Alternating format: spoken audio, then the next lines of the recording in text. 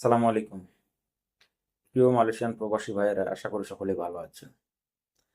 ভালো থাকেন, সুস্থ থাকেন, এটাই কামনা করি। বর্তমান মালয়েশিয়ার সিচুয়েশন অনুযায়ী কাজের খুবই সংকট। এই যে দেখেন, এই যে একজন ভাই, আমাদের প্রবাসী একজন ভাই, মালয়েশিয়াতে কিন্তু বিভিন্ন ধরনের গ্রুপ আছে। প্রত্যেকটা দেশে এরকম গ্রুপ থাকে ফেসবুকে, যে এইগুলো সব গ্রুপে কিন্তু মানুষের হেল্পের জন্য, সহযোগিতার জন্য গ্রুপ। এই যে একজন ভাই একটা পোস্ট দিছে, আমি পোস্টটা যদি পড়ি তাহলে এটা এইভাবেই দেখা যাবে যে পোস্টটা যদি আপনারা নিজেরা পড়েন বুঝতে পারবেন। এই যে উনি লিখছে, বিপদ যখন আসে তখন চারদিক দিয়ে আসে, কাজ নেই, ঠিকমতো খেতে পারছি না, এর মধ্যে আবার ফোনের ব্যাটারিটা ফুলে গেছে, বেশি সময় ফোন চালাতে ভয় করছে। আচ্ছা, আপনাদের ধারণা আছে ফুলা ব্যাটারি ফোন চালানো যায় কি, বা কোনো সমস্যা হয় কি না? এমনিতেই কাজ নাই।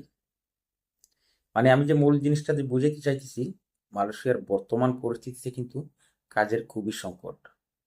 আবার এই কথা আমি বলার সাথে অনেকের মনে প্রশ্ন জাগবে যে ভাই, তাহলে কলিং বিশ্বে ছাড়ছে কেন? কাজের যদি সংকট হয় তাহলে কলিং বিশ্বে ছাড়ছে কেন? হ্যাঁ, কলিং বিশ্বে ছাড়ছে এই জন্যই, কাজের সংকট ঠিক আছে, আবার বিভিন্ন কোম্পানিতে, ফ্যাক্টরিতে কাজের লোকেরও প্রয়োজন আছে। কেন প্রয়োজন আছে? আবার আপনারা প্রশ্ন করতে পারবেন, তাইলে যে লোকগুলা কাজ পাইতেছে না, ওদেরকে এই কোম্পানিতে দিলেই তো ওরা কাজ করতে পারে। আসলে বিষয়টা কিন্তু এমন না। এই যে লোক যারা কাজ খুঁজতেছে, এদেরকে ওই কোম্পানিতে নিবে না। কেন নিবে না জানেন? এদের কোম্পানির হয়তো ভিসা নাই, না হয় আনলিগেল, কাগজপত্র নাই। যদি কোম্পানিতে কাজ করতে হয় অবশ্যই কোম্পানির নামে ভিসা থাকতে হবে। যারা এই কাজ করতেছে হয়তো আনলিগেল, না হয় ওনাদের হাতে পাসপোর্ট, ভিসা নিয়ে কাজ করতেছে, বা এজেন্টের মাধ্যমে কাজ করতেছে, এই ধরনের লোক ওনারা। আরেকটা জিনিস হচ্ছে কি, মালয়েশিয়াতে বর্তমানে যে আইনটা করছে অবৈধ লোকদের বেলায়, যে অবৈধ লোকদেরকে কেউ কোনো কাজ দিতে পারবে না। যে সকল কোম্পানি, যে সকল মালিকে অবৈধ লোকদেরকে কাজ দিবে, তাদের জেল, জরিমানা উভয়ই, যদি এই ধরনের কোনো প্রমাণিত হয় যে এই কোম্পানিতে অবৈধ লোক আছে বা কাজ করতেছে, এই কোম্পানির মালিকের প্রতি অবৈধভাবে লোকের কাজ দেওয়ার কারণে জেল, জরিমানা উভয়ই হতে পারে, যা অতীতেও হয়েছে। যাই হোক, আরেকজন ভাই লিখছেন যে আসসালামু আলাইকুম, আমি বর্তমানে মালয়েশিয়াতে একটি ওয়েটার্স রেস্টুরেন্টে গত 2 বছর ধরে চিফ হিসেবে কাজ করছি। স্টেক প্লাজা, রেস্টো, বিভিন্ন ধরনের ওয়েস্টার্ন ফুড রান্নায় আমার অভিজ্ঞতা রয়েছে। এখন আমার একটা কাজের খুব প্রয়োজন। যদি কোনো ভাই বা আপু আমাকে কোনো রেস্টুরেন্টে কাজের জন্য হেল্প করে পারেন, আমি চিরকৃতজ্ঞ থাকবো। এই দেখেন, উনি একজন কর্মী মানুষ, ওনার হাতে যথেষ্ট কাজ আছে, মানে কাজের ওনার অভিজ্ঞতা আছে, কিন্তু তারপরেও উনি কাজ চাইতেছে।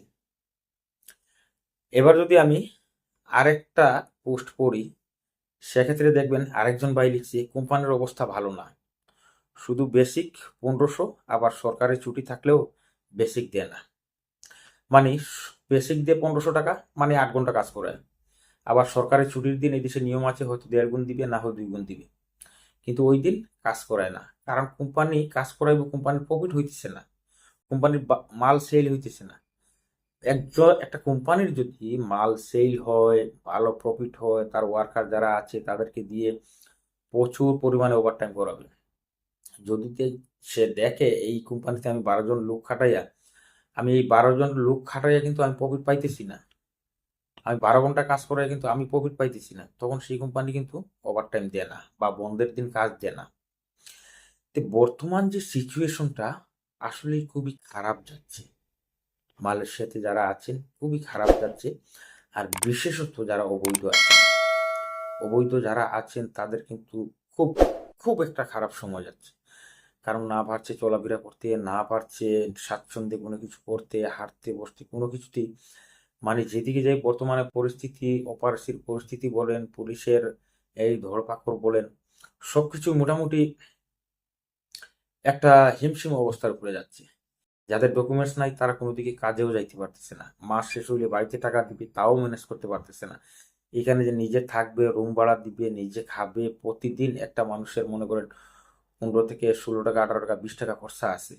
এখন একজন মানুষ যদি কাজ না করে, আরেকজন মানুষের যদি অবৈধ লোককে কাজ না দেয়, তাহলে সেই মানুষটাই বা বাঁচবে কেমনে, আর তার বাড়িতে ফ্যামিলিটাই বা বাঁচবে কেমনে?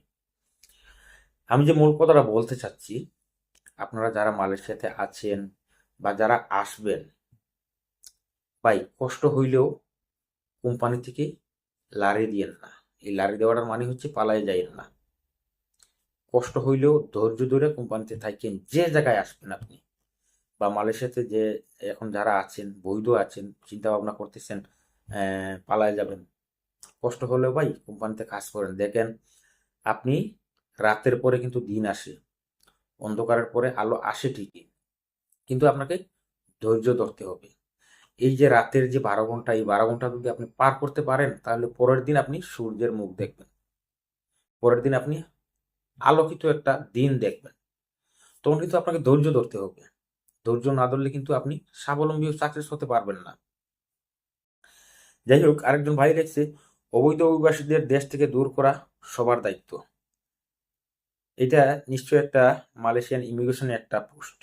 এটা বাংলায় একজন ভাই পোস্ট করছে। অবৈধ অভিবাসীদের দেশ থেকে দূর করা সবার দায়িত্ব। মালয়েশিয়া ইমিগ্রেশন বিভাগ মালয়েশিয়ান লোকাল নাগরিকদের উদ্দেশ্যে সোশ্যাল মিডিয়া জানিয়েছে, অবৈধভাবে থাকা অভিবাসীদের যেন লোকালরা কোনোভাবেই আশ্রয় প্রশ্রয় না দেয়। অর্থাৎ অবৈধভাবে থাকা কাউকে যেন কাজ ও থাকার জায়গা না দেওয়ার কথা বলেছে। তারা লোকালদের জানিয়েছে, অবৈধভাবে যারা মালয়েশিয়ায় আছে তাদের খোঁজখবর রাখে এবং খোঁজখবরটা যাতে ইমিগ্রেশনে পৌঁছে।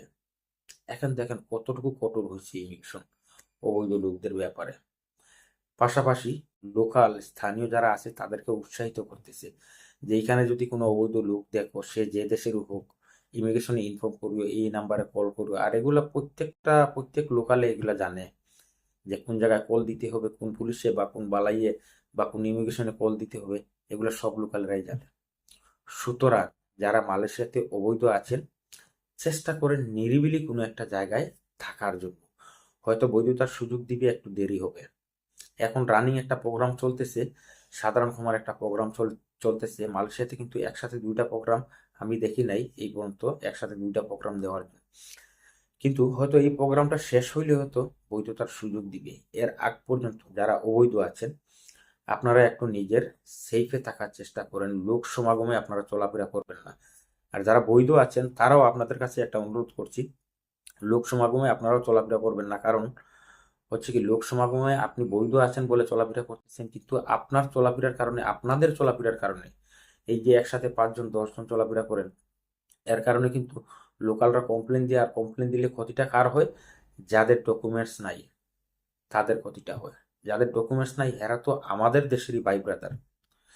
তো সুতরাং যারাই মনে করেন পাসপোর্ট আছে, ভিসা আছে, আপনারাও একটু মানে চলাফেরার ক্ষেত্রে একটু সচেতন হন। কারণ আপনার আমার কারণে কিন্তু একজন আনডকুমেন্টেড ভাইয়ের ক্ষতি হইতেছে। তো যাই হোক, যারা এখনো আমার চ্যানেলটা সাবস্ক্রাইব করেন নাই, চ্যানেলটা সাবস্ক্রাইব করে রাখবেন। প্রতিনিয়ত ভিডিও আপলোড দেওয়া হয় আপনাদের প্রবাসীদের স্বার্থে। প্রবাসীদের যে কোনো সুবিধা অসুবিধা এই চ্যানেলটা সবসময় পাশে থাকে। সব সময় প্রবাসীদের খবরাখবর নিয়ে এই চ্যানেলে ভিডিও আপলোড দেওয়া হয়। যারা এখন চ্যানেলটা সাবস্ক্রাইব করে রাখবেন, পাশে থাকা বেল আইকনে ক্লিক করে রাখবেন, যাতে পরবর্তী ভিডিও আপলোড দেওয়ার সাথে সাথে আপনাদের কাছে চলে যায়। সবাই ভালো থাকবেন, সুস্থ থাকবেন। আল্লাহ হাফেজ।